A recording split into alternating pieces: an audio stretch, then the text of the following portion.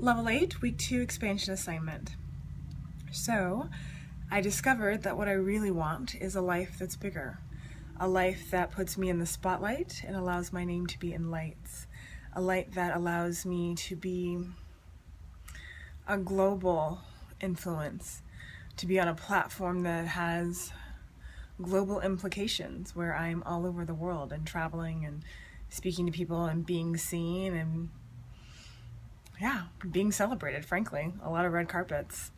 And in order to be that person, I need to be someone, or rather I need to be me, the version of me that is self-possessed, the version of me that loves herself unconditionally and accepts herself unconditionally and isn't looking for external approval, but is moving from a place of passion and love and sharing what it is that I came here as a soul to experience.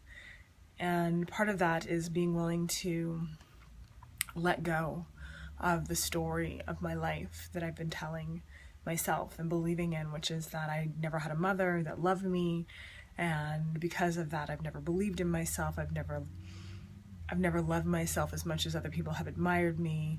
I'm not worthy. It's time to tell a different story, a story where I know that I am inherently worthy, where I know that my mess is my message, and that but for my mother, but for Jerry, I wouldn't even be who I am today, because she is who she is. I am who I am. Seeing her made me want a bigger life. Seeing her made me crave and desire a larger presence in the world, where I am self-contained, where I'm empowered enough to love me for me, and to share that with other people through all of the work that I do, whether I'm teaching women self-love through pole dancing, or whether I'm teaching women about self-care through skincare, or playing characters that are offshoots of me and my niche as a queen, as a powerful leader, which tends to be what I get. Characters that are very powerful, indomitable.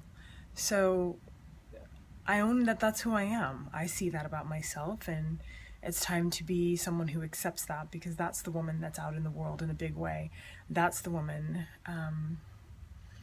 or rather that's the version of me that is willing to be seen and willing to love herself no matter what happens, no matter who doesn't like what I do, whether it's a project or doesn't like what I say, to know that what I have to give is of value and who I am is of value. And I've been living a life that's much smaller than that. I've been living a life that was based on my fears and the idea that I came up with as a little girl, that if I could be small enough, if I could be acceptable enough in every way, then I could be loved. I would be kept. People would not be threatened by me. I wouldn't be an ogre. And I'd be worthy of love. And that would be safe, and that would be good. And then I would have people who loved me. And I've held on to that. I've held on to that as my truth, and I've refused to let go of it, because I thought, well, if I let go of it, then I'm going to be larger than life. And I don't know anyone who's larger than life. And my mother isn't larger than life, so who's going to love me? And I guess the truth is, the answer has to be me. If the universe is truly an echo, then I have to love me so that it can be echoed back. And I have to love me as the big, bold, sassy, unapologetic, super intelligent, always authentic version of me that I was when I was 4, with my hip out and always a quick answer and just loving me for me. And when I imagine myself living that life, I'm at peace and I'm happy every day, and I'm committed every day to waking up, and I meditate and I exercise, and I take care of myself by starting my day with an anti-inflammatory concoction that I make in the kitchen. And I have some real me time every single morning to commune, to fuel my spirit, to fill myself up before I go out into the world as an actress, a teacher, a mom, a wife, all of those things that I also am. And I love all of those things, but I love myself the most. and I commit to me every day. I recommit to me every day, no matter what's pulling at me, no matter what's supposedly more important. Being the most authentic version of me has to come first, because that's what I give and that's what I have to offer, and that's why I am living a life in the spotlight, and that's why I am traveling and being seen on television and film and speaking all the time and teaching and having fun. And I surround myself with people who inspire that. I have the most incredible group of women friends, and they keep me laughing, and they keep me challenged, and they keep me honest, and they keep me striving to grow, to always do more and be more of who I really am. And I'm grateful for them. And I love my home life. I love that I have a home that I'm proud of, that I love sharing with friends and family, or friends who have become my family. And because I love myself, I'm finally in a healthy relationship with the man of my dreams.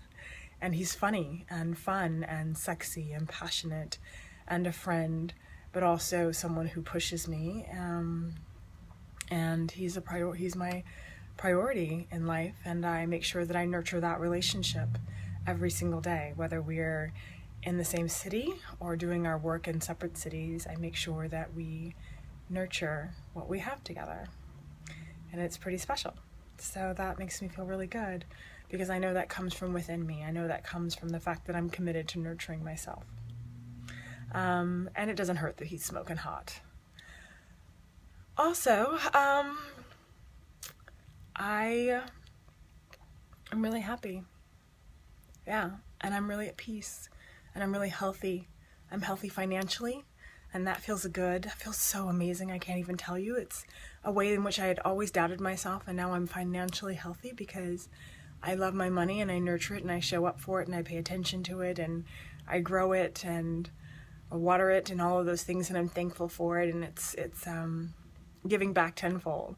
And I'm physically healthy because I nurture my body, and I've chosen to pursue a way of life that is about thriving and growing and programming my cells for excellence.